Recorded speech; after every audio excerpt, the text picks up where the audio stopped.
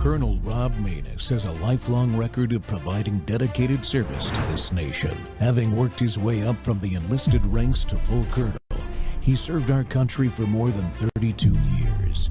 He has served as a bomber squadron commander, bomb disposal technician, Joint Chiefs of Staff Operations Officer, assisted the National Security Team with the campaign plan for the global war on terrorism.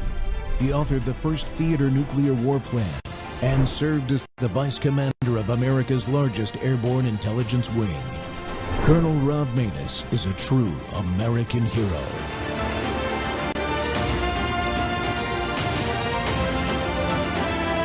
This is Rob Maness Live. The American people are tired of the arrogance and insolence of Prime Minister Netanyahu telling America what we should do.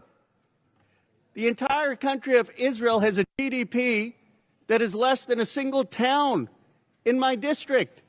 Yet somehow Netanyahu thinks he can tell the American people what we should do. The person who's most upset with him right now is President Donald Trump.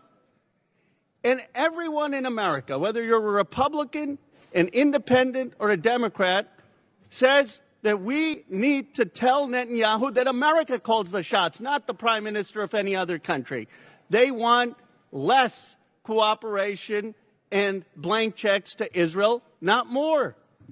Only the United States Congress would dream up at this moment, let's actually do more for Israel, not less. And that's what Section 2024 does. It's a pretty simple thing. Should we do more for Israel than we already do, or should we do less? If you think we should do more for Israel, you should be against my amendment. If you think we should do less for Israel at the time that he's arrogantly telling Donald Trump what to do, then you should be for my amendment. Now, let me just be clear. Mr. Netanyahu actually wrote to a member of Congress to put this Section 224 into the bill.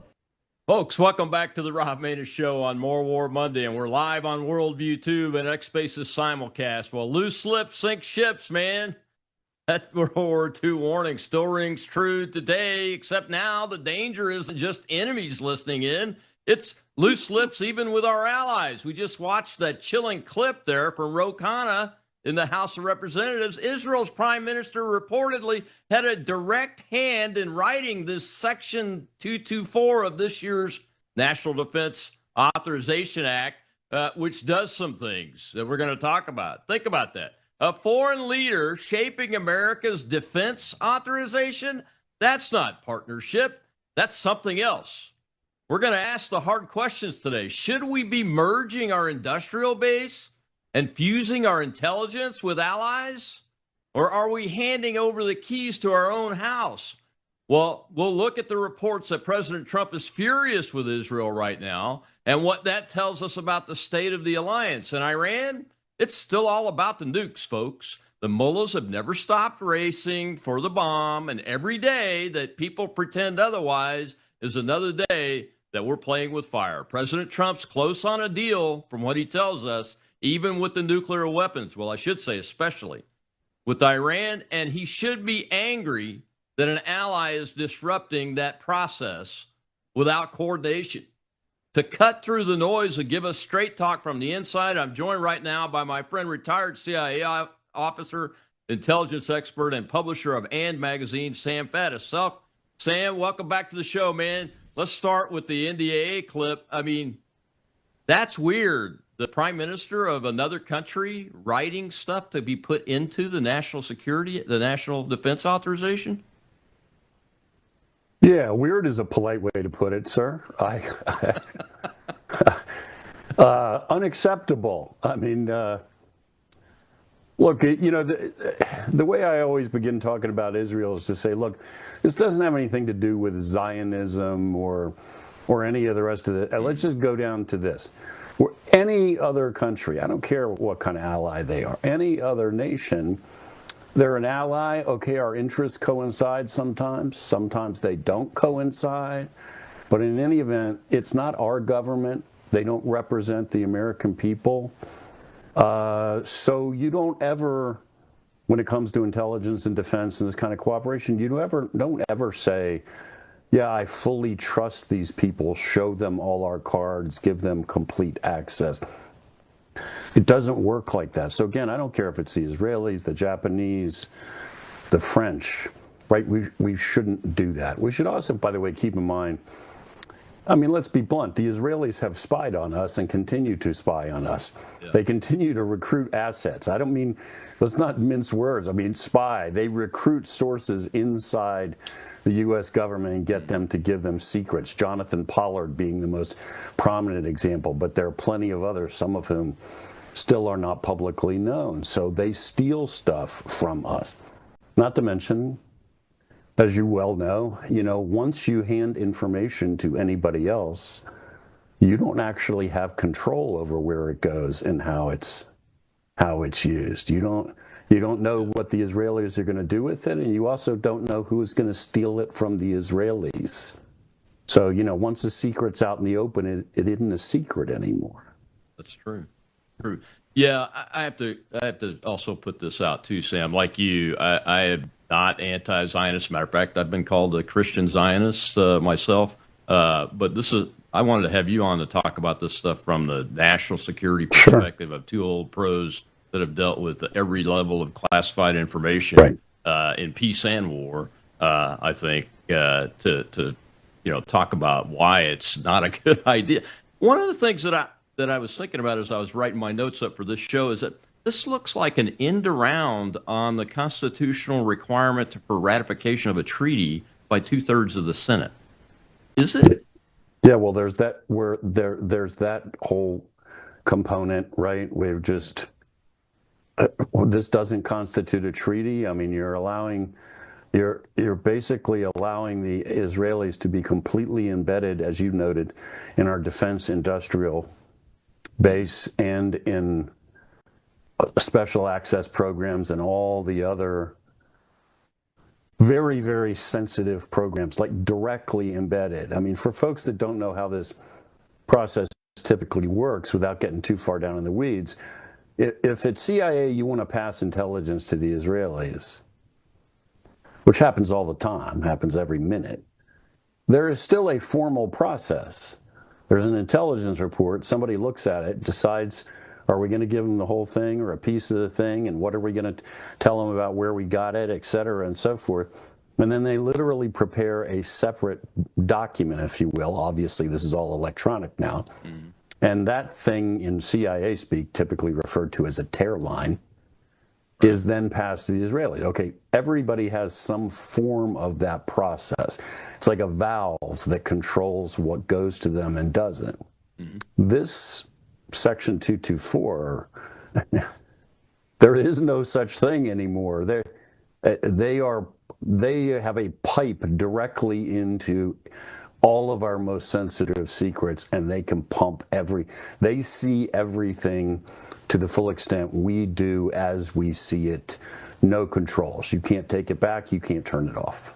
So it is true that words like integration of our classified digital system, that type of integration is in this Section 224.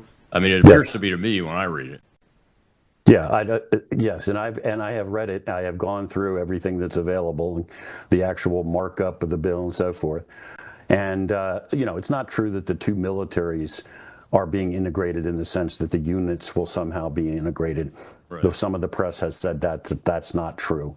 But all of our most sensitive programs, all of our intelligence, I mean, we are going to fully integrate them if this is passed. So again, you have some super sensitive project going on at DOD or CIA or NSA. Mm-hmm.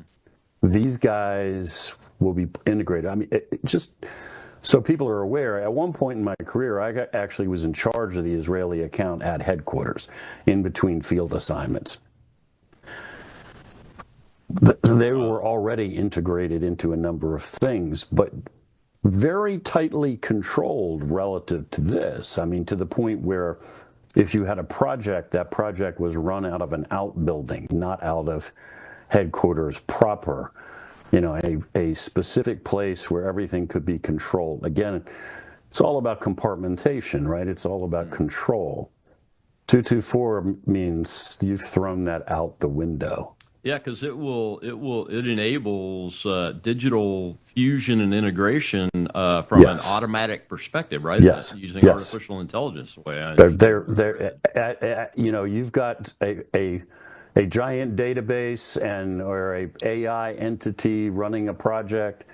Well, the Israelis will be fused into it on an equal footing with us. There is no mechanism for control.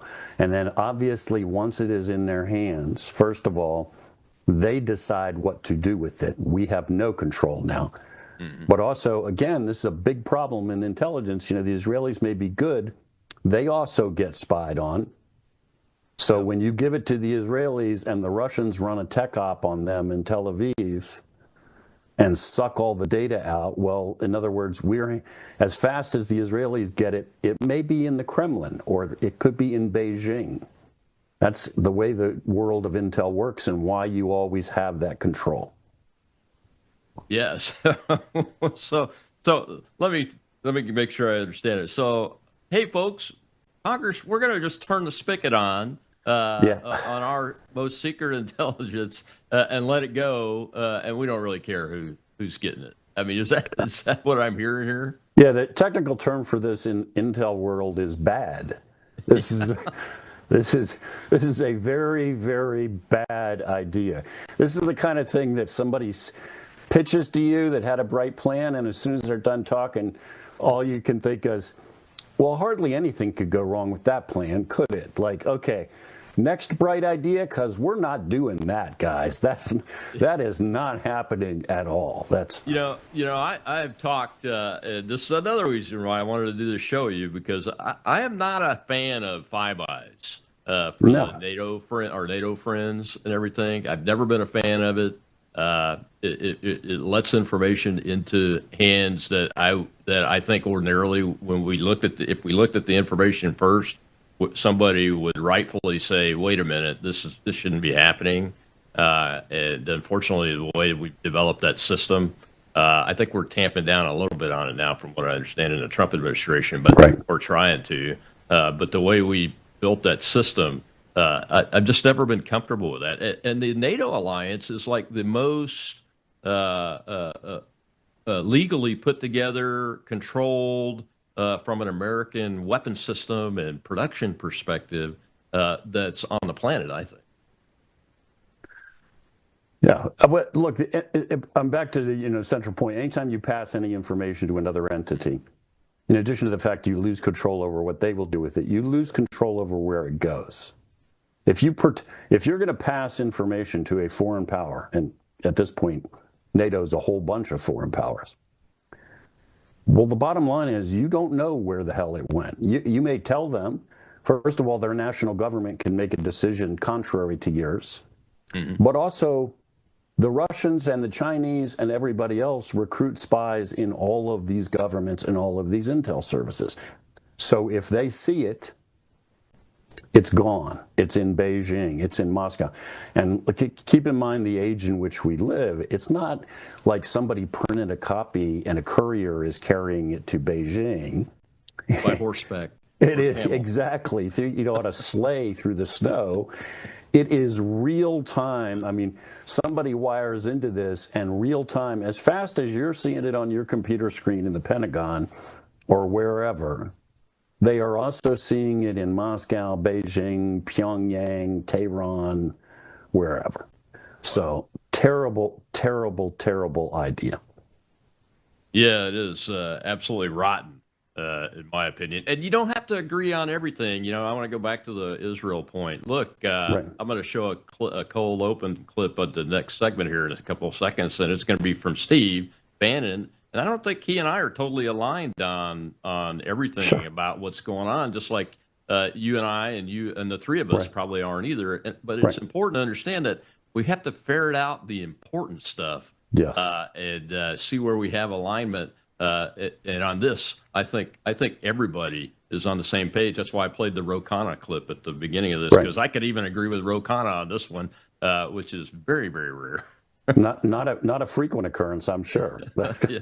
All right, we'll be right back with Sam Faddis retired CIA officer. We're talking about the NDAA Section 224.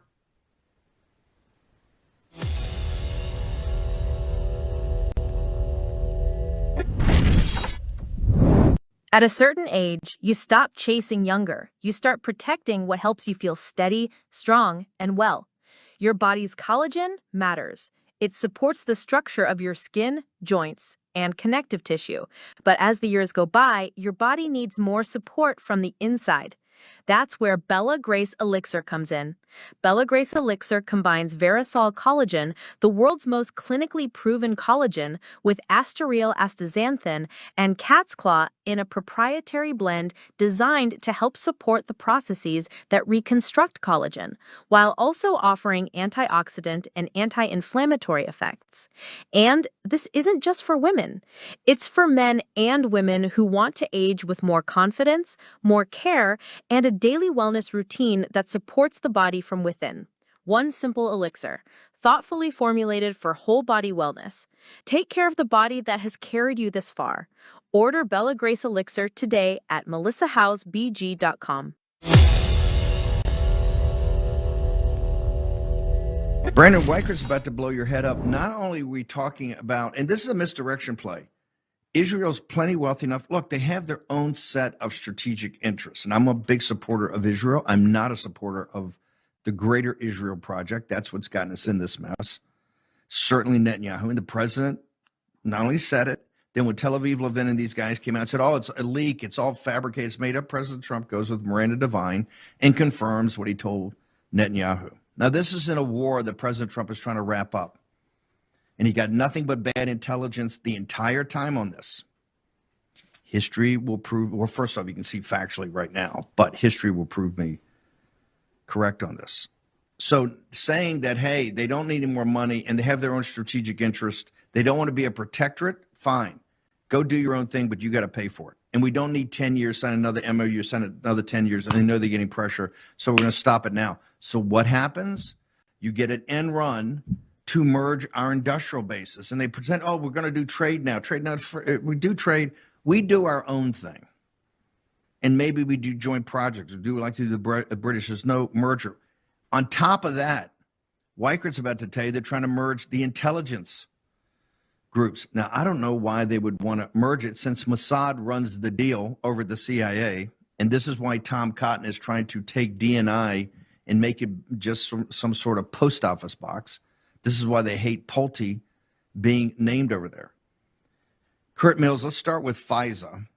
Why do we, if Lindsey, first off, by definition, if Lindsey Graham, Tom Cotton, and Mark Warner, and Tim Kaine, and I can keep going, if the neocon deep state House of Lords representatives want it on any topic, if they want it, we. Welcome back to the Rob Maness Show here on Worldview Tube. It's More War Monday, and I shouldn't chuckle, but Steve's opening there, that clip there I used for the opening, I'm agreeing with everything he said, with the exception of like 5 seconds worth. But there's just a lot to unpack there. My guest is retired CIA officer Sam Faddis, who appears on Steve's show. I think even the show that day, Sam was on there. Sam, I don't think people understand. And when I first heard the intelligence integration piece, I missed the part about the defense production base. Right. But when I got to thinking about it, and I'm aware of what's called the black development programs, programs like where the F-117, the B-2, hypersonics, that kind of stuff would come out. So you would have to integrate them in at a place that even I couldn't go. And I've had the highest security clearances, but I had no need to ever be inside of a black program. I mean, you brought up compartmentalization earlier, but this absolutely makes no sense whatsoever when you really start thinking about it, knowing what we know, what you and I know. Yeah, it's absolutely catastrophic. I mean, I used the term compartmentation before. Mm-hmm. Compartmentation, need to know these are bedrock principles, right? If I'm in a CIA station running assets on foreign soil, even as a CIA case officer in that station, I am not necessarily aware of all of the operations or all of the assets. In fact, almost certainly in a station of any size, I would not be aware. There's a guy sitting at a desk next to me running assets, and he and I are buds and go drinking on the weekends or whatever, and never discuss. We may discuss some aspects of what we're doing, but not all. There are still things, even within a small station, everybody TS cleared, et cetera, where that level of compartmentation applies, basic principle. All right, so you got big, what the military calls special access programs, developing tech. CIA has its own equivalent. They use different terminology. Those are super compartmented things. The only people that are read in are the people with a need to know, and then even then only to the extent they have to know. You don't go to CIA and kind of then get to just wander through every room and read every file. It doesn't work like that. So it's crazy. I mean, to the idea that you are going to be developing, say, the cutting edge tech for the next generation fighter on which the security of our country depends, and a foreign power will be completely, fully integrated into that. See it all. And then take all that tech, do whatever the heck they want to do with it, when they want to do it. And again, when it leaks from them, we suffer the consequences. When they sell it to somebody else, we suffer the consequences. Terrible. Yeah, yeah. I mean, even if, and I can hear the neocon overlords now, oh, don't worry, we'll still compartmentalize. It's just going to include, in this case, an Israeli that needs to work on the program. But that's not, that's ridiculous. Yes. Because you're opening the door. Doesn't work like that. It is completely predictable. The door is open. You have no control. You're done. It is completely mad. And on the defense industrial end of this, the high-tech stuff, bottom line is we depend upon our technological edge at this point to be able to win wars, right? We don't pretend we're going to match up with somebody and put as many men in the field and so forth and so on. Our technology is the ultimate guarantee of our liberty and our independence at this point, and we're constantly advancing it. So we already have, the Chinese stealing everything that's not tied down, and now we're talking about letting another foreign power just see everything as we're developing it. It's a terrible idea. And again, with all respect for the Israelis, they live in a tough neighborhood. They do what they got to do to survive. I never had any problem working with the Israelis because we respected each other, right? Yeah. But the bottom line is they're going to do what they have to do to take care of themselves, which is what you would expect. They're not going to say, well, we shouldn't do that because the Americans might not like it, or the Americans might get offended, or the Americans don't want us to. They're going to, there's not even going to be a moment of that. It's just going to be, wow, we can really use this, and boom. The next thing you know, there's going to be a weapon fielded by the Israelis out in the open using tech that we haven't even integrated into our own stuff. That's how that's going to work. Yeah, and it's unfortunate that it came down this way because, what the Israelis did with the F-35, fielding the F-35I, from what I've heard in my circles, is that it's head and shoulders above the American version. So, we could have come up with a plan to say, hey, for certain programs, maybe we should look at once we have fielded our different products that may be on the same platform, we should look at what we did if there's room to do that and make a conscious effort to do that and protect what needs to be protected, et cetera. But that's not what this is. That is not what that is. I mean, philosophically, what you just described is the mindset that we employ now.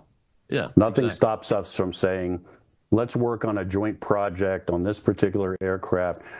We have the aircraft, you have the aircraft, you've come up with some modifications.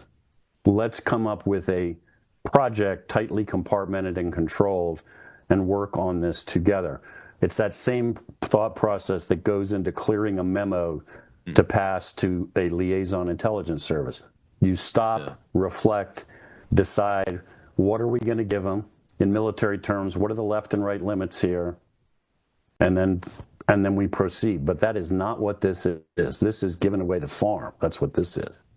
Yeah, it's my understanding it's an attempt to replace the 10-year memorandum of understanding that's signed between the two countries that involves billions and billions of dollars, Yes. American dollars, going to the Israelis. Yes. I think I reported on this last month that Netanyahu had actually told his guys, you need to figure out a way to do this without this memorandum and this money.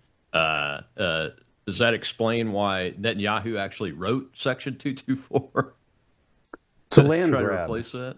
It's a land grab. He's feeling frisky. He feels like it, I'm not accusing the Israelis of being the only reason we are at war with Iran. Right. I think it's a more complicated picture than that. I do too. But he certainly feels like he wanted that and he got it. And so let's go for broke now, guys. Let's see if we can't completely change the rules of the game with the Americans. That's amazing. That's gutsy. It is gutsy. Yeah. Well, I think the Yiddish term is chutzpah is what we're talking about. Yeah. That's yes. Yeah. How does that square with the Israelis wanting to be independent, though? Because, I mean, you and I agree, we think they should be able to do what they need to do. They're in a bad neighborhood. Mm-hmm. And everybody hates them. Well, look, they're figuring they can take advantage of this, and they're going to try to take advantage of this. I mean, my experience in working with the Israelis was always, if I'm working operationally with the Israelis on something, and the guy doesn't know me and we don't have a history, the first couple of steps in that relationship are going to be, he's going to push me and shove me and try to get me to back down and give him things he has no right to have. He's going to test me to find out if I can be pushed around. And then once he determines that that's not how we're going to play this game, like we will cooperate, we will be allies, but I'm not here to be your boy, basically. Then in my experience, they settle down and knock that off, and you settle into a good working relationship. But if the guy determines he can take advantage of you, and you are going to let him push you around, then he will keep pushing and keep pushing and keep pushing. In other words, they will go as far as you let them go. Mm-hmm. So what's the obvious answer to that? The obvious answer is set the limits, put your foot down, and say, can we knock this crap off now? Can we get to work? I'm going to do what I got to do for my country. You're going to do the same. We're going to figure out where we can cooperate, and let's stop playing games trying to take advantage of each other. Let's get some work done now. Yeah. And again, once those rules are established, it's all good from that point on. But man, if they smell weakness, mm-hmm. you're toast. Then they're going to keep coming back and coming back and coming back. I wonder who the congressmen and senators were. I mean, Steve mentioned Tom Cotton. That wouldn't surprise me. That went to push to get this stuff put into the bill. Because I can tell you from personal experience, they are not shy.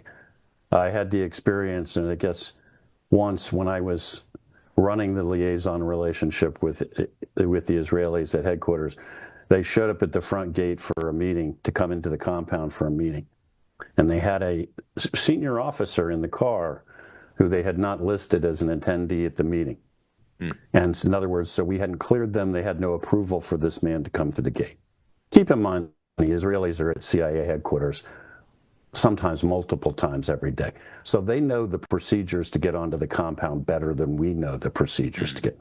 This was not a mistake. This was they decided they wanted to bring somebody they didn't tell us about, and they figured they'd just buffalo their way through the gate. So the gate guy's talking to me on the phone and says, what do you want me to do? I said, call him a cab and send him back to the embassy because he's not on the list. And once we do that, they'll never do this again. That's right. Okay. 5 minutes later, the phone rang on my desk. It was the director of Central Intelligence himself, who keeps, suffice it to say, who was not in the habit of calling Sam Faddis every day. Right. Not amused, and wanted this guy through the gate post haste. So that's how long it took for them to place a call from the front gate of CIA headquarters to a congressman, and the congressman to call the director of Central Intelligence, and him to call Sam Faddis way down the tree, and say, "Stop messing with them. Let them do what they want." That's how that works on something as minor as getting a guy through a gate who didn't even need to be in the meeting. They were making a point. We'll do whatever the hell we want. That's what they were saying. Yep, and they've got enough congressional people behind them, elected people behind them to make the push more often than not. We got to take another break. Sam, when we come back, we'll play a little clip about the president. And I think Netanyahu's may have underestimated President Trump this time because he seems a little pissed off. We'll be right back with Sam Faddis.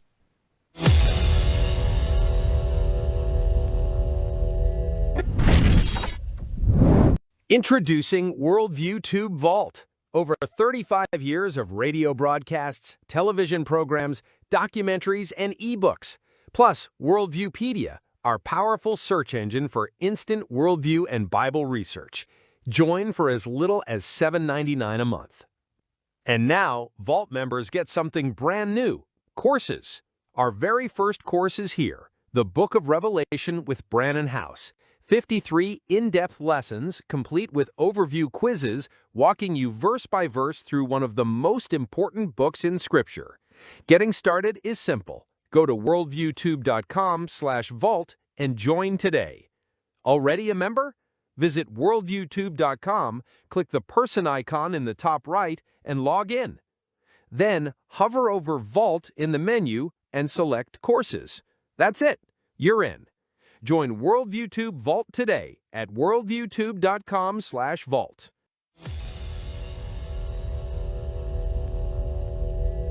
And now this, and he is holding consultations with his security team, I am told by a senior U.S. official. And I asked the president about the Israeli strike on Hezbollah in Beirut earlier today. He told me that was not coordinated with the United States and that he is not happy about it. The region is now waiting to see if the Israelis will respond to these waves of ballistic missiles that targeted their northern cities, including the third largest Israeli city of Haifa.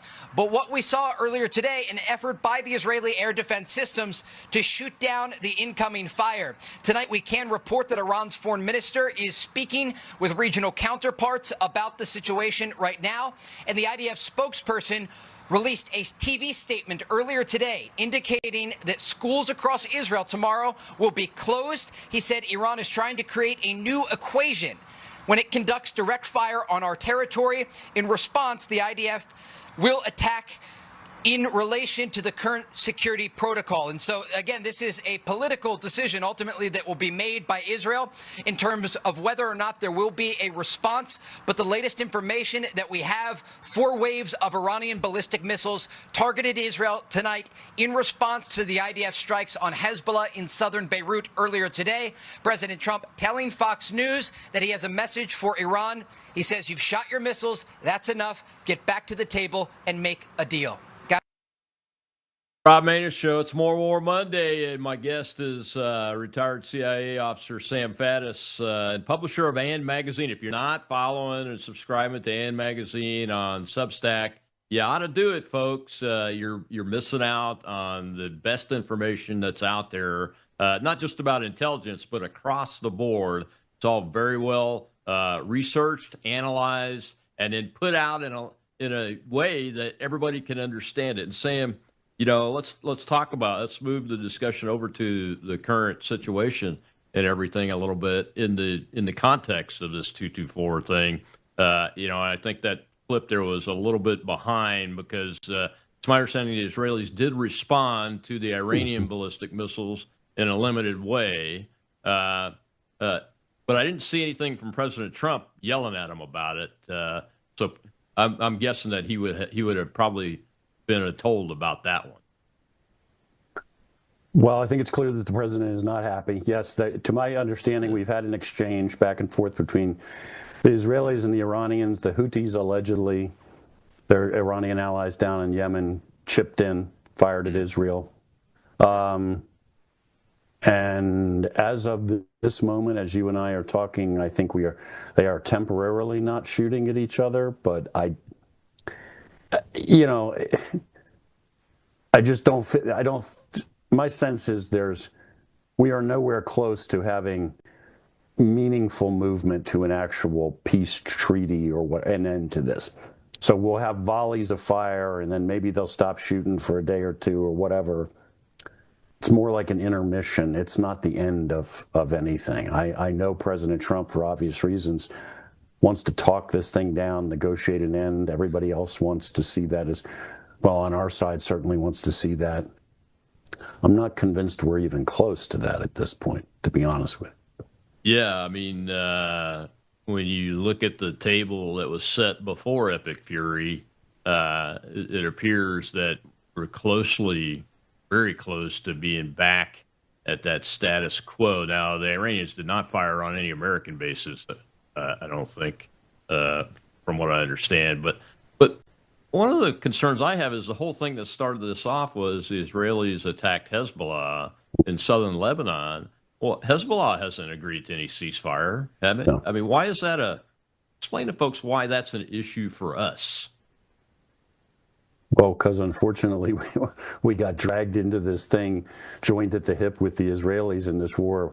Iranians, I mean, part of the issue, there are certainly many issues here. One of the issues I've raised from the beginning is, okay, the Israelis are allies, as we've been talking about. That doesn't mean we're blood brothers and we're inseparable and we see everything exactly the same way. They have interests that we don't necessarily share, and they have goals that we don't necessarily share. So the way I always put it is, Trump wants a happy ending, and I'm not trying to be silly. I just mean he wants some sort of, ideally he'd like to have a regime change in Tehran, but he wants a deal in which everybody agrees to acceptable terms. The Iranian people live better. The region is more peaceful. That's what I mean. I'm not being facetious. He wants that kind of thing. I don't think the Israelis care. I mean, would they balk at that necessarily? No. But if in the end all this is about continued bloodletting, killing Hezbollah guys, beating up the Iranians, destroying capabilities, even if it doesn't clearly resolve and it's just kind of an ongoing thing, I'm not sure that's a bad result from Netanyahu's perspective. He's like, we're beating up on the Iranians, we're beating up on Hezbollah, and we got the Americans helping us do it. And if it turns into a wonderful peace treaty in 30 days we can live with, that's cool. If we just kind of keep grinding on these guys, what the Israelis call mowing the lawn for kind of ever, I'm not sure Netanyahu regards that as a bad thing. So Trump, obviously very frustrated. I certainly don't blame him for that, with Netanyahu not getting on board with participation in finding a final resolution. But I don't think, not sure to what extent Netanyahu cares. Like, he'd be fine with just bombing Hezbollah for forever, honestly. Yeah, that brings to my mind, listening to you talk about that, the Abraham Accords and the other Arab states in the region. Do you think Israel cares about those arrangements and what those countries are doing? Because Epic Fury kind of has changed the landscape a little bit, especially for the Gulf Arab states. I mean, I think the Israelis are going to do whatever at any one point in time the calculus says is best for them.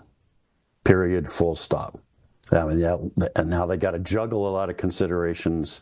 To what extent are they prepared to really torque us off in a way that will damage their strategic relationship? Okay, but all of those things are calculus, and in the end, the answer, the real question is what's best for us right here in Israel, not what's best for America, the region, the people, other people in the Abraham Accord. And as I said earlier, I don't blame them for that. They live in a bad neighborhood. They're a really small country. They're surrounded by enemies.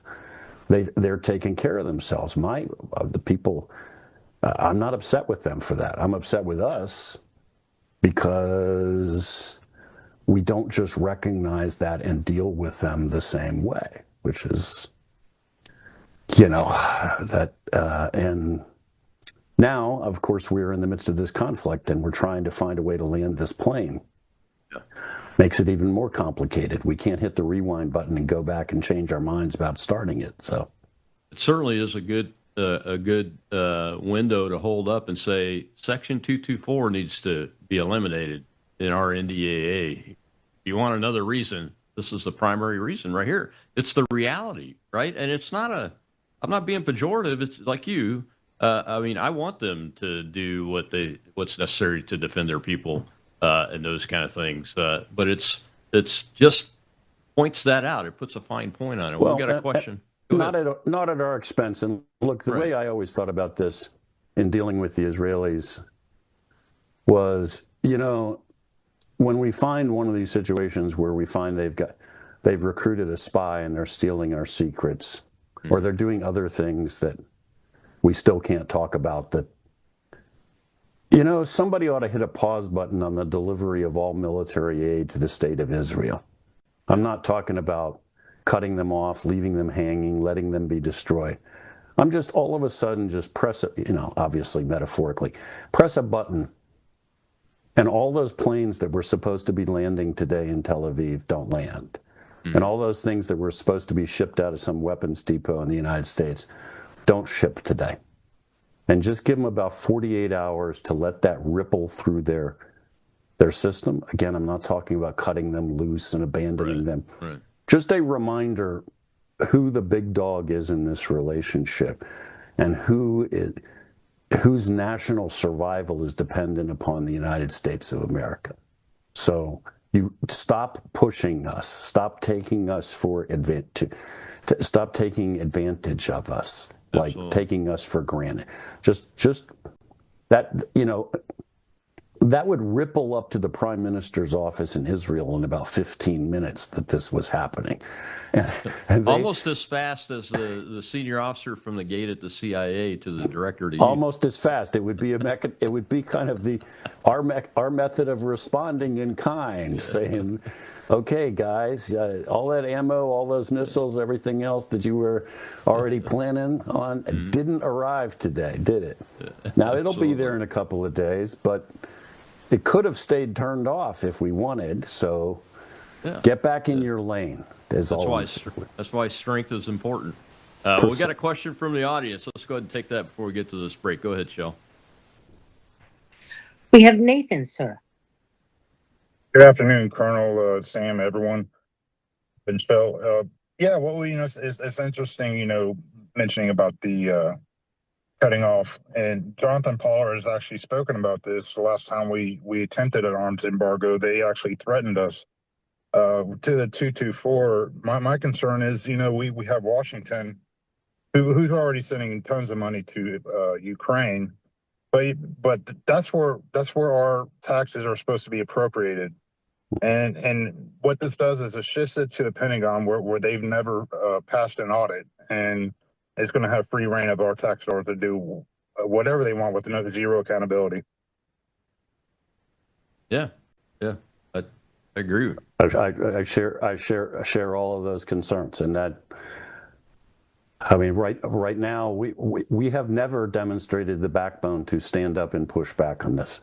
And again, I'm not their allies. I'm not talking about cutting them loose and abandoning them and leaving them to their fate. Just saying, okay, just knock it off, guys. Stop pushing us. Stop picking my pocket. Just let's set some rules to this relationship and let's actually live by them. Yeah. And I think if we did that for once, what you'd find is they would, because they are rational people. But on the other hand, if they keep pick in your pocket and you never push back on anything, well, why the heck would they stop? Why? Oh, yeah. Just, that's an incentivizer. Yeah. Keep on going, I got man. away with it. Let me get away with it again. Let's go for more. They didn't say no last time. That's right. All right. Well, we got to take one more break. When we come back, I want to talk about nukes, Iran. Okay. Sam, I know I've heard you talk about it. I've talked about it. I think the American people need to know what the heck's going on. We'll be right back with Sam Faddis.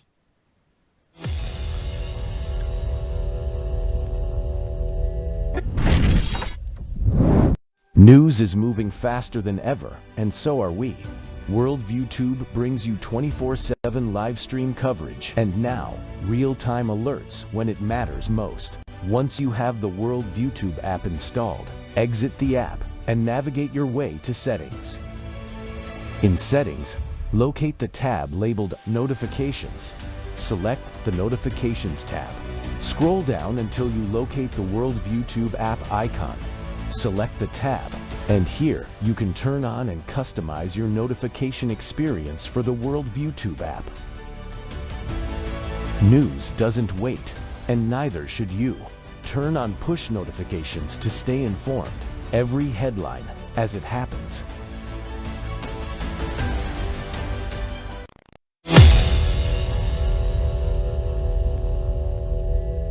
President, Iran was the closest to developing weapons-grade uranium after you ripped up the nuclear deal because there were no guardrails in place. They were developing it during the nuclear deal. All right. You don't know that? Iran, when Obama signed that stupid deal where he paid them billions and billions of dollars, he thought he could bribe them. Listen to me. They were developing a nuclear weapon. That's how they got there. They got all of this uranium during Obama. You know that, don't you? Well, that's how they got there. Don't say this. They got there. They developed it during the Barack Hussein Obama, during his administration. And they've escalated their development after the deal was wrapped up. Let's talk about the economy. I want to talk about the economy. If I didn't go in there with the B-2 bombers, they would right now have a nuclear weapon, and it could be that half of the world would be eradicated. Let me ask you about the economy. Welcome back to the Rob Maness Show. It's More War Monday, and we're talking about the situation in the Middle East. This situation, the part about the nuclear weapons, is that is the vital national interest piece for the United States. In addition to ending this 47-year war that Iran declared on us in 1979, them not having access to a nuclear weapon in any way whatsoever, that's the vital national interest of the United States, because they will hit us with it. In addition, they'll hit our friends. They'll hit their friends with it. Look what they've done with their missiles. They're routinely firing on their friends. And my guest today is CIA officer retired Sam Faddis.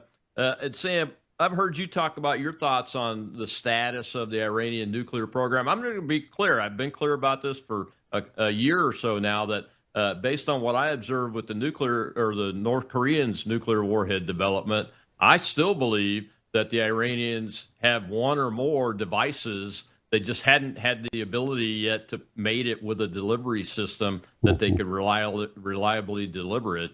And that's where we were in Midnight Hammer, at the beginning of Midnight Hammer. That's what I believe, just by my close observation inside the walls of the North Korea development program. I mean, how far along do you think they really are, though, from your perspective? You've seen this a lot. This is your territory.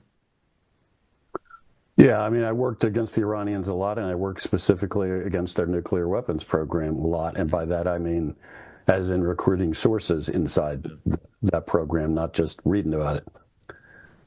I mean, look, I'm tempted to say we don't know is the short answer to your question, which ought to terrify everybody. I mean, first, what do we know? The Iranians have a nuclear weapons program, and they've had one for a long time.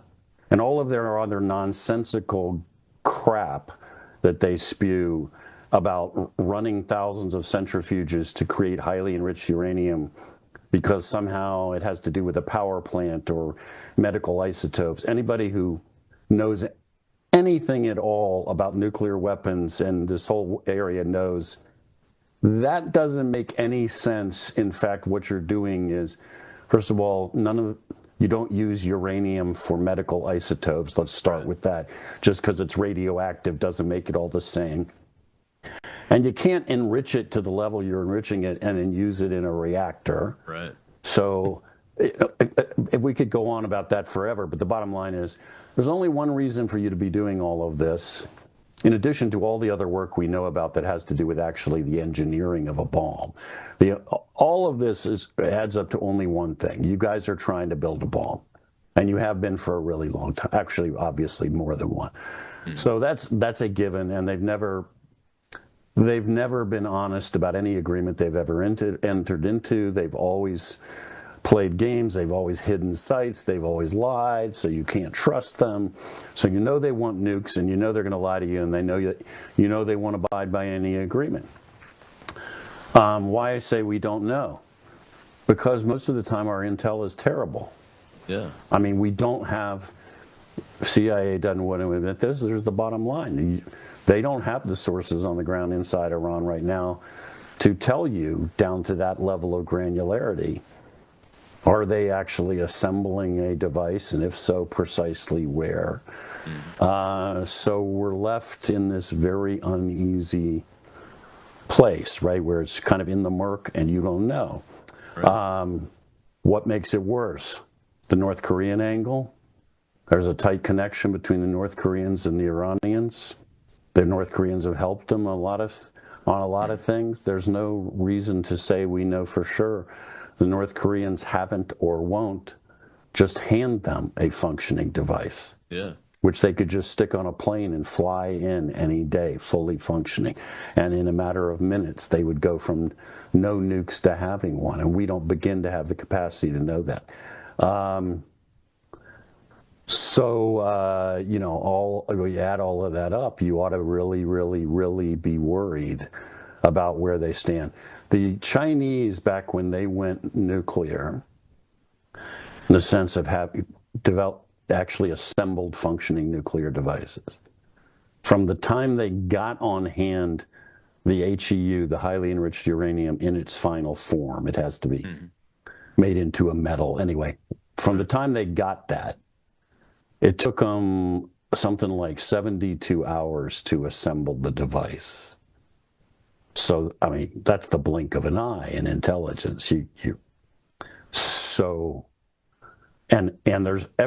know to a certainty that the Iranians are not just enriching uranium, and then once they have enough stuff to make it go boom, then they'll start figuring out how to build the device that it goes in. We know at the whole same time they've been enriching uranium, they have also been working all the technical engineering details, which means from the time they have that HEU, they may simply, all they have to do is take it and physically place it into an already constructed device, and you will go from no nuke to a functioning nuclear weapon in a heartbeat. So all of that's real. We know all of that, and we don't know for sure that they haven't already done that. Exactly. We don't know that. And that should terrify everybody. Yes. It really should. I mean, that's the issue. You know, the president, I read that he said that when he was talking about the deal, for the first time, he said something about confirming that, hey, we've got them to say we're not going to pursue nuclear weapons, developing them. But I want to close the loophole so they don't buy one. You know, they have to say they're not going to buy one either, ever, in any way whatsoever, and everything. But how do we? I'm like you. I know how devious and liars and you cannot trust these people that are running this country. I mean, it's from foundational. It's genetic, I think, in their DNA, their ideology, and their belief system, and all that.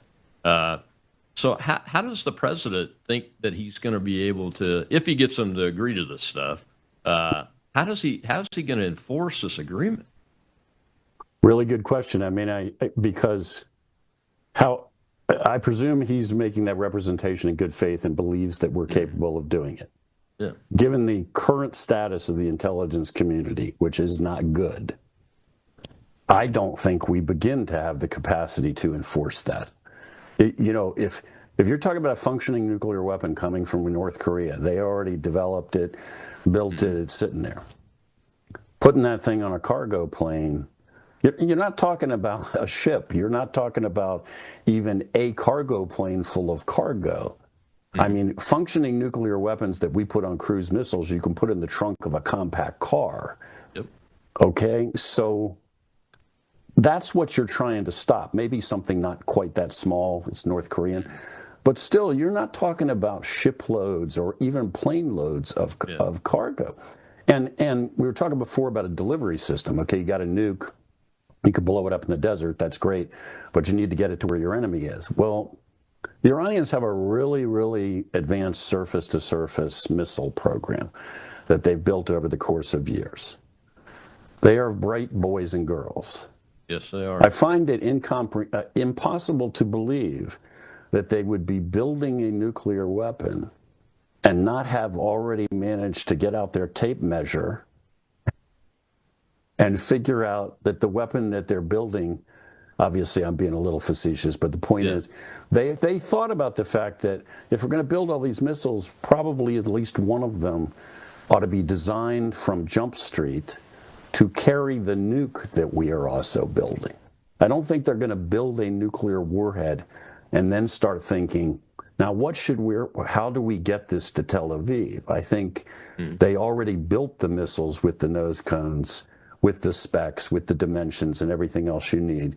So when they're all done with the nuke, effectively they're bolting it in. And in fact, years ago now, and this is all stuff that's been in the press, we determined that they were working on a fusing system for their missile, right? So you got a missile, it's got explosive in the warhead.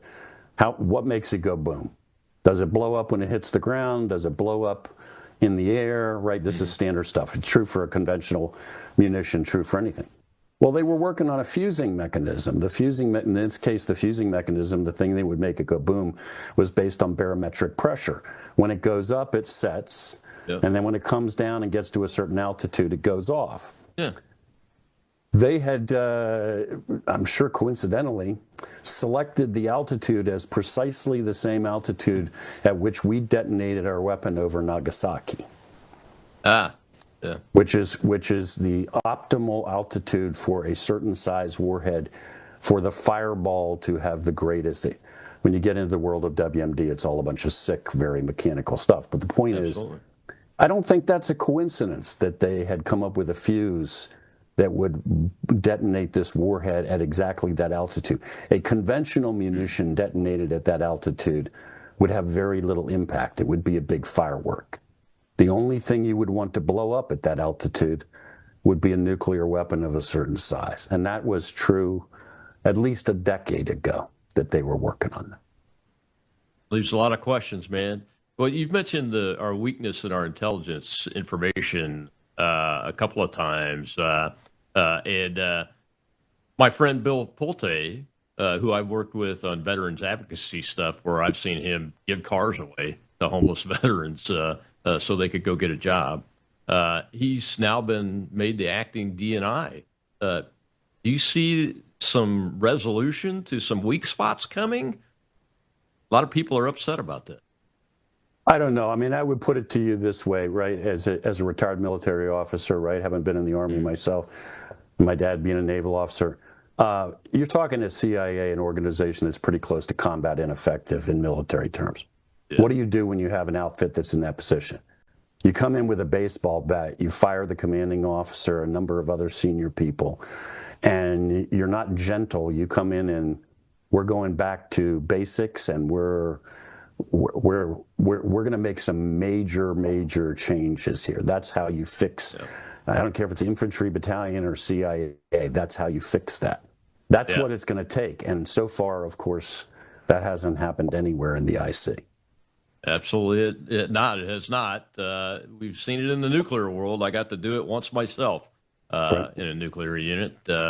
It has remarkable sound, good effects for the mission. It certainly does. When we do it. Well, Sam, thank you very much for joining us today. We've covered a lot of ground, but I think it's important that America hears from folks like you, man, and I appreciate it. Thank you for having me. All right, folks, you can find Sam at on X at Real Sam Faddis, but go to the Substack and AND magazine. It sounds innocuous, but I'm telling you, you want to subscribe to that. It's the best information out there anywhere, hands down. And I'll see you. Tomorrow is, what is today? Oh, it's Training Tuesday tomorrow on Worldview Tube.